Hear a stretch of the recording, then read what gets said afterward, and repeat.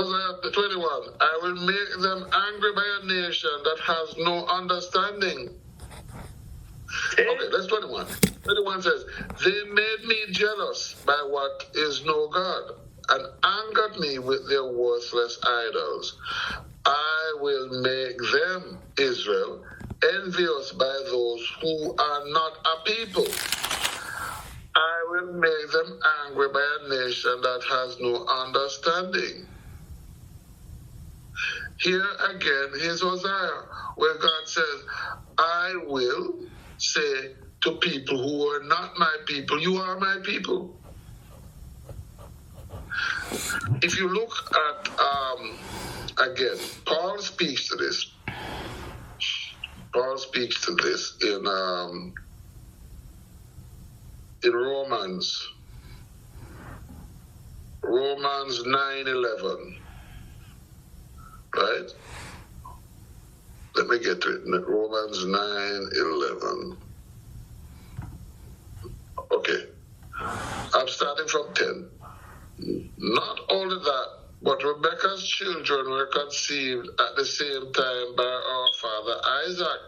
Yet before the twins were born or had done anything good or bad, in order that God's purpose in election might stand, not by works by him who calls, she was told, the older will serve the younger, just as is written, Jacob I love, but Esau I hated. Right? I will have mercy on whom I will have mercy. I will have compassion with whom I have compassion. That's what Moses says. Mm-hmm. Right? I remember reading that.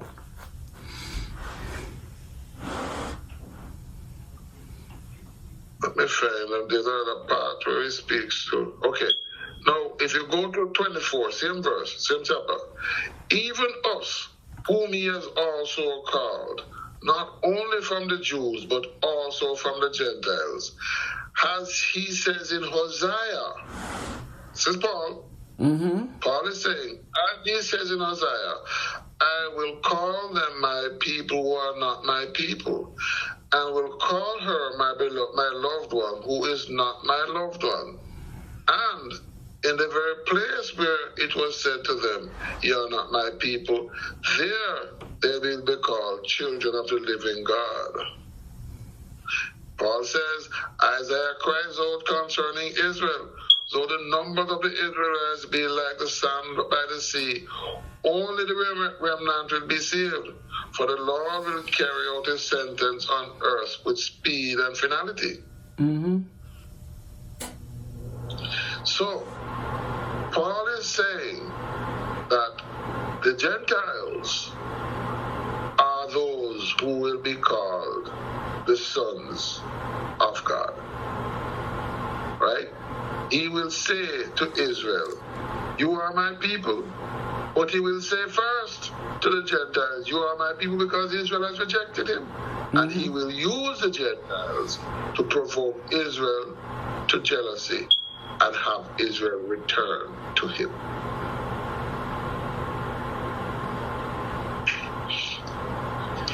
So, this is Hosea. So, Moses speaks to Hosea. God in Deuteronomy foretold all that was going to happen in Hosea. And Hosea now is just magnifying what is to happen. Mm-hmm. And then here comes Amos after that. Saying the same thing. Yes. So it is not that God didn't know what was going to happen. It is not that he is not aware, but he has still given Israel the opportunity to prove him wrong. Yeah, because if I'm teaching you a song that's saying that you're going to betray me and you're singing it, why you don't listen to the song? You don't listen to the lyrics. But listen, if Israel if Israel were to read that song and sing it again, they would see for themselves the redemption that is promised to them. and turn from their wicked ways. Even now. But they don't see it necessary. In the Talmud, it is said that God has seeded, and it is in Hosea, I believe, where he says he will scatter Israel to be seeded amongst the nations. And the Talmud interprets that as saying that Israel will be seeded amongst the nation to produce a crop from the nation. And the nations, because of the Jews' influx into them, will become God's people. Okay. And God will reap a harvest from the nations because of Israel. And the Talmud in that sense is correct, except that they have not gone back to what Jesus said about sowing.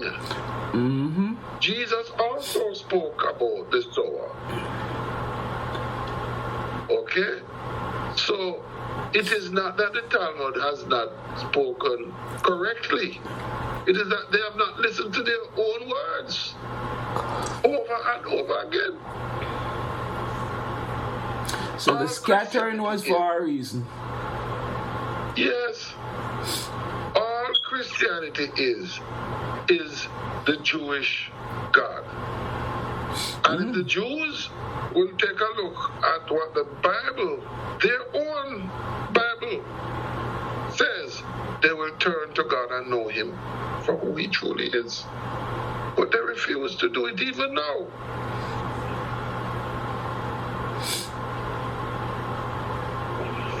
It's sad. Really sad enough. Those people who say they are Israelites, who say they are living in Israel and they are Jews,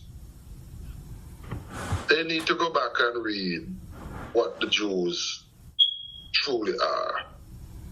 They are supposed to be God's portion. Mm-hmm. That's what they, yeah. Yeah, so we can go back to Hosea, but I think we'll revisit this more and more to look at the comparison between the two.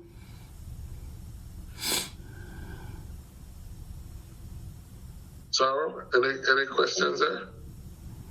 No, it's just what is interesting is that when we go through the Bible, we see how the prophets have been consistent. God have been sending messengers consistently with the same messages, and yet it's like nobody listens. Over and over. So they've been blinded and deaf from a long time before Jesus came on the earth. But it's not today. It's from way back when. Yep. God has told them they are going to do it. He says, I know you're going to do it. It didn't say, I suspect that you might do it, He says, I already know what they are going to do. But I am going to send them into the land anyway, even knowing that they are going to go in there And pick up what's there. Provoke me to wrath, and I'm going to destroy them. But then there's a part of the Bible that says, it's in the same song, where God says, I would have destroyed them, but I did not want the other people who say they are gods to boast, to say, look at what has happened to God's portion. He doesn't have a portion anymore. Yes, that's it. God has retained Israel, not for Israel's sake, but for His own sake. He has redeemed Israel for His own name's sake. Just because, it's not because they deserved it, because they didn't. They prostituted themselves. And when it says prostituted themselves, it means they willingly and knowingly did this. Because God said, remember, he says, he's called the earth and the heavens to be a witness against them. I love how he puts it. Is it right? Go ahead. I love how he puts it. He says, they're a nation without sense. There's no discernment in them. If only they were wise and would understand this and discern what their end will be. But warnings after warnings after warnings. God said they're not wise and there's no discernment in them. They're stupid. He's basically saying that they're stupid. Moses said it. Moses said, look, if you have rebelled when I was alive, I can only imagine what you're going to do when I'm dead. Moses said it to them. And Joshua ended up and that's why Joshua killed so many of them. But when Moses said it to them, Joshua was standing right there. Mm-hmm. When God spoke this to Moses, Joshua was in God's presence when God said it to Moses. Yeah. Joshua knew. Joshua knew. And that's why Joshua could be stand up. He knew. He wasn't surprised by what they did.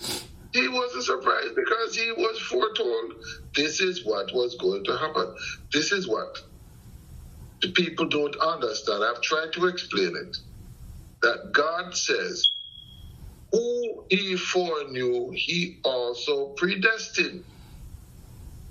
He knew what they were going to do. And he's predestined it because he knew. He says, I know I'm going to have to destroy you, but I'm sending you in anyway. Let's see. If I see, here's the thing about it. If God knew that Israel was going to fall away and to be as whoring according to Hosea as they have, why bother to send them in? Why not just do away with the whole thing? But if that were the case, then he wouldn't have known. Because you knowing something is not interfering with it. It's knowing what is going to happen based on people's free will.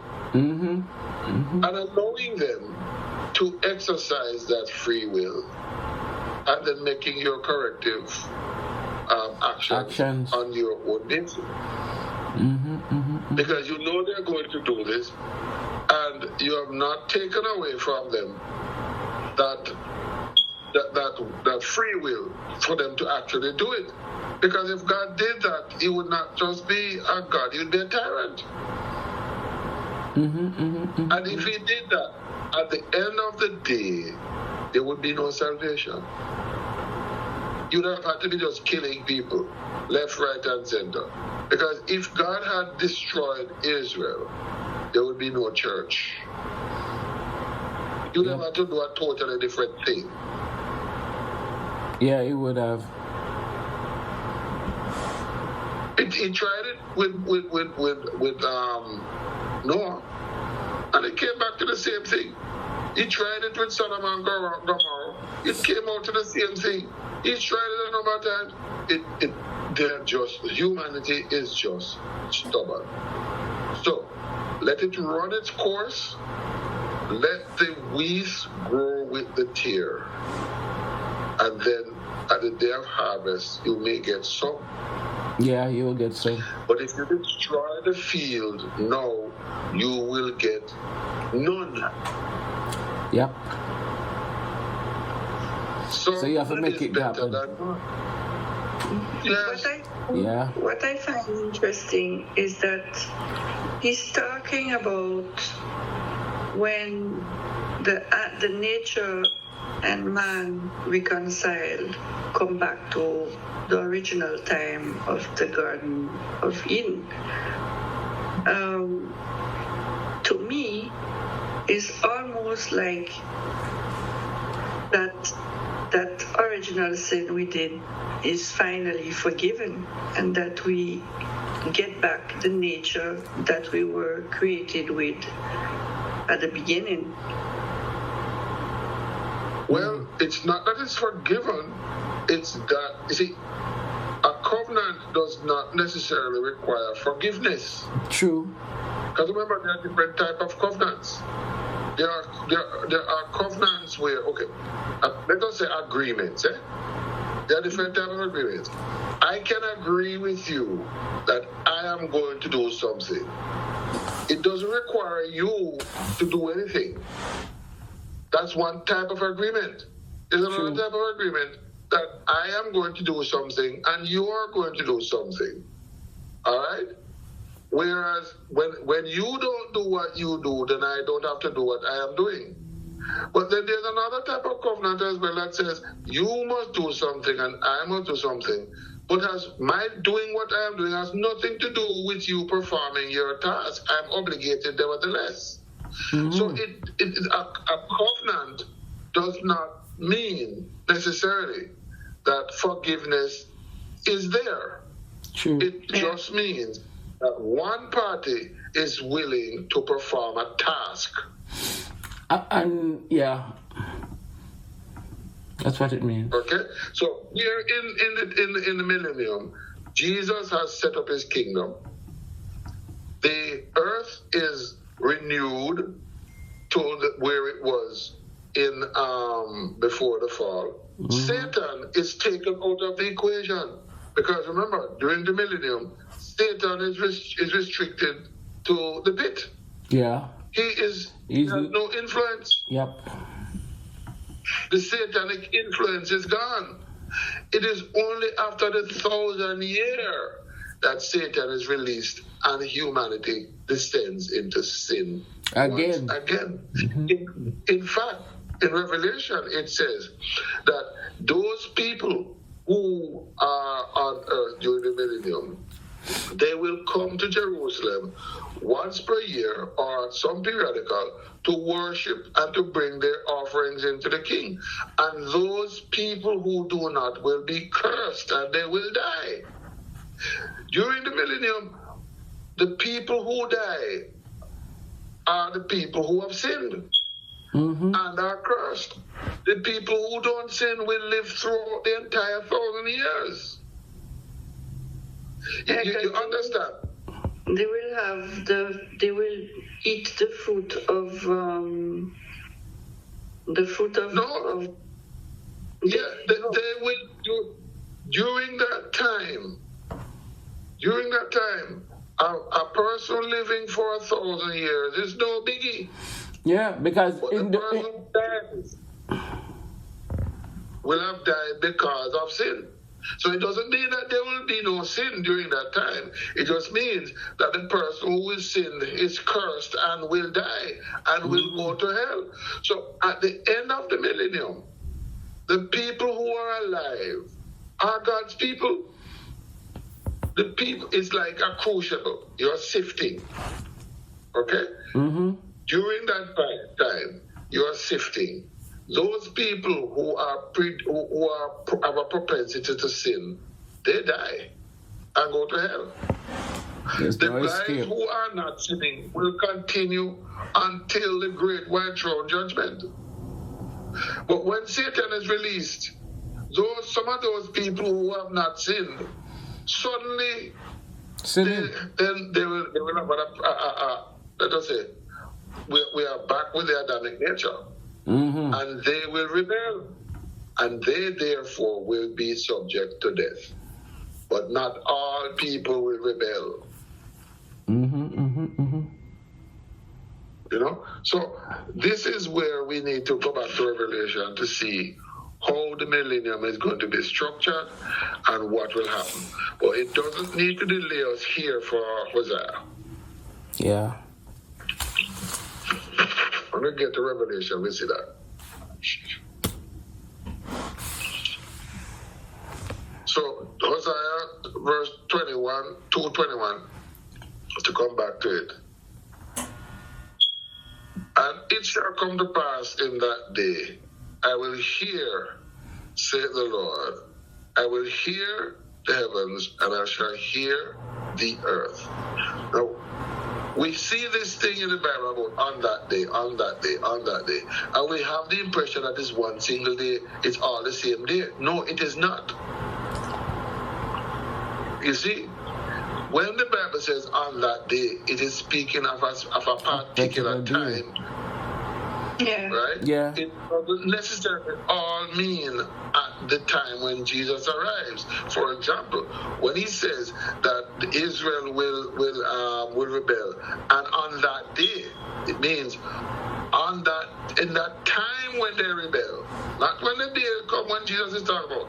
At that time when the rebellion occurs, when they sin, I will do this. So we have to read it and understand what the term on that day means. Mm-hmm. So, in this particular instance, and it shall come to pass in that day, right? I will hear, said the Lord, I will hear the heavens, and I shall hear the earth. And the earth shall hear the corn, and the wine, and the oil, and they shall hear Jezreel. Here Jezreel comes again. And the earth shall hear the corn. That is an instrument. No, remember earlier you said he in verse 8 he said he had give them corn and wine and he's going to take them back. In verse 9. Verse 9 he was saying he was going to take them back. Okay, but let's go on to 23 and you will see what it is. And I will sow her unto me in the earth, and I will have mercy upon her that had not obtained mercy. And I will say to them which are not my people, thou art my people. And they shall say, thou art my God. So if you go back to the Talmud, as we were saying, this is where the Talmud says that God says that he will scatter Israel amongst the nation, sow them amongst the nation, so that he shall have a greater harvest. Because if you sow something, you hope to reap. Yep. You don't throw something out in a field and say you're not going to get anything from it. The whole point of sowing is for this seed to grow into a plant and produce a harvest.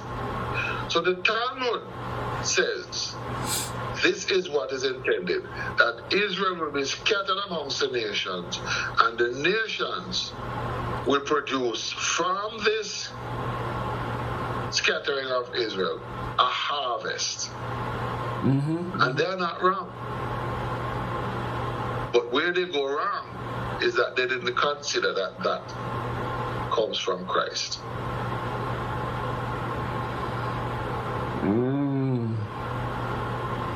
This is where, you see, this is where Jesus was speaking about the proselytes, when he says that you people,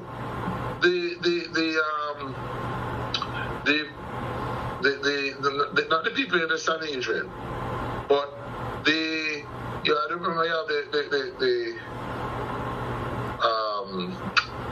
Pharisees. The Pharisees go out into the nations and they create proselytes, and the proselytes are worse than them. Yeah, I remember that. Remember the whole process of becoming a proselyte? This is what they are saying. The Israel will have gone out and created proselytes, and a new crop will be arrived at from their efforts. But that is not wrong. But it is true pride. The proselyte would be the tear. No, the proselyte will be the converts. Yes. Because we are proselytes. We are proselytes. Yeah, we are. We're proselytes. All Christians are proselytes. Yes, we are. Okay. You just don't realize that. Zachariah said that the same thing, Jackie. Zachariah said that God is going to sow his people among the nations. Yes. And when you sow, it's with the expectation to reap something that you're going to have a harvest. Yep. Yes. He scattered Israel to sow them in the different nations. But it's true when you look at it. If it wasn't for the Jews, we wouldn't. A lot of things wouldn't be saved. Yep. But Jesus says it. Jesus says salvation cometh from the Jews. Yep. Okay. So the Jews being present is a blessing. It is a blessing. And this is why we need to pray for Israel. That though the seed that dies will be reborn again. So that the Jews who have provided us with this benefit, they will also be saved and not condemn them. That they too will come to the realization that we have come to. That God is who he is and needs to be worshipped. Because God is saying our job is to make the Jews jealous. This is where we don't get it, eh? Our jobs as proselytes, as Christians, is to make the Jews jealous, so that they will come back to their God. But the Jews believe that they are with God. They are the only one that are with God. So, well, they believe that was the proselytes who will claim to be God people as well. Well, listen, the Pharisees in Jesus' day, they claim to be God's people, eh? Yep. But Jesus called them what? A generation of vipers. So claiming to be God's people doesn't mean much unless you are claimed by God. There's a difference. You can claim to You can't claim anybody, but it's who claim you. Yep. It's not you who you can ask God to you can repent, but there is an important part is that God accepts you. It's like when you ask for something and it's not granted until your desire is granted. Yeah, but we were saying in Jamaica, it's not who you know, it's who knows you. Yeah. You can know me, but I don't. If I don't acknowledge you, no matter. It doesn't make any difference. It makes no sense for you to claim me and I don't even acknowledge you. It's like a bastard child. Yep. You know? The bastard child is still a child. And yeah, but unless the parent acknowledge the child, they have no inheritance. Nope. That's the point. You have to be acknowledged by the parents. Yes. Unless the father acknowledges that child, he has no inheritance. Nope. And this is where we need to be sure that we are acknowledged by God as his. You see, this is where we always make the mistake. We think that calling God is good. That's why Jesus says, not everyone who says, Lord, Lord, will enter. It's not who you know, it's not who you claim, it's who claims you. Yeah? But we're out of time.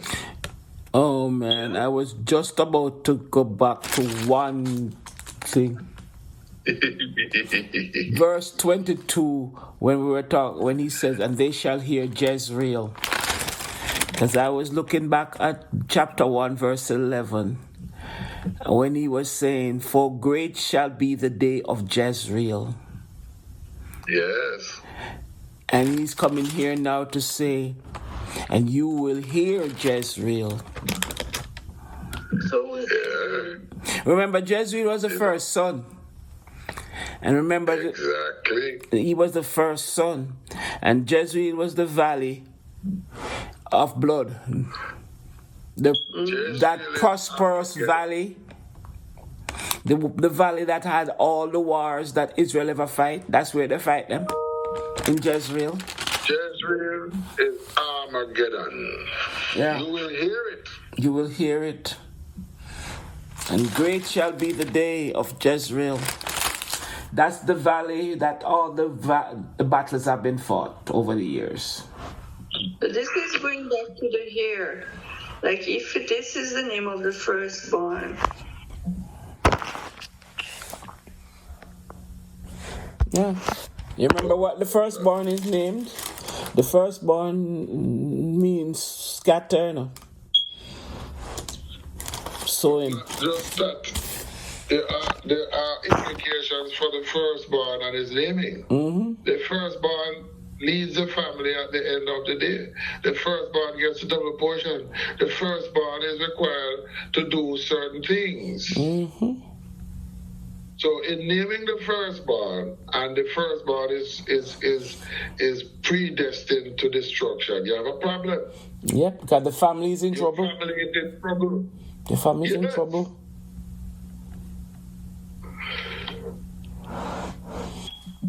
Heavenly Father, we ask for your forgiveness because we know we have sinned in thought or in deed.